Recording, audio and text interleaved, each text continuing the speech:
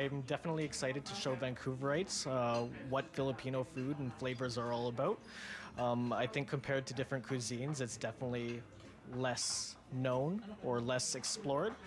So super excited to be one of the restaurants that kind of make that push forward. Ito ang kauna-unahang taon pagsali ng Culinaria Filipino Restaurant sa taunang pagdiriwang sa rekomendasyon ni Chef Marco Ramirez. Sa 3-course menu nila, tampok ang ilang sikat na Filipino food na hindi lang daw masarap, kundi maganda rin tignan. So here at Culinaria, the Dine Out Vancouver menu that we will be offering includes tuna kinilaw. It's almost like a Philippine ceviche if people don't know what kinilaw is. We're using albacore tuna. It has atulfo mangoes. It's dressed with a spiced vinegar and calamansi dressing. And then we have some fried crispy sotanghon noodles just to give it a bit of texture. Our second course is going to be a beef Holstein strip loin. Strip loin is super flavorful. It's one of my favorite cuts of meat.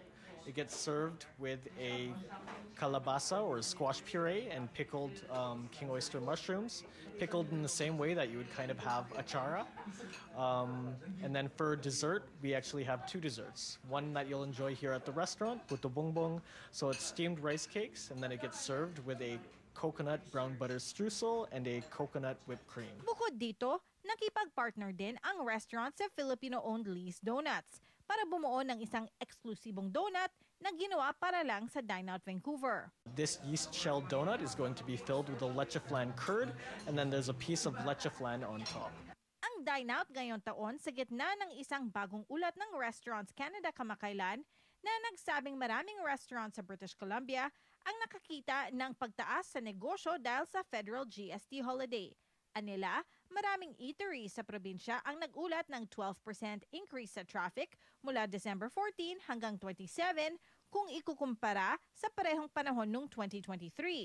Marami raw sa industriya umaasang maging permanente ang nasabing tax break. Si Chef Ramirez, nais daw maging daan ang pagiging bahagi ng Dine Out Vancouver para mas makilala pa ang Filipino food dito sa Canada. I know it's a great way to kind of showcase what the restaurant has to offer. Bukod sa Culinaria, bahagi rin ang Max's Restaurant sa higit 400 restaurants na kasali sa Dine Out Vancouver ngayong taon. Teresa Barrera, Omni News.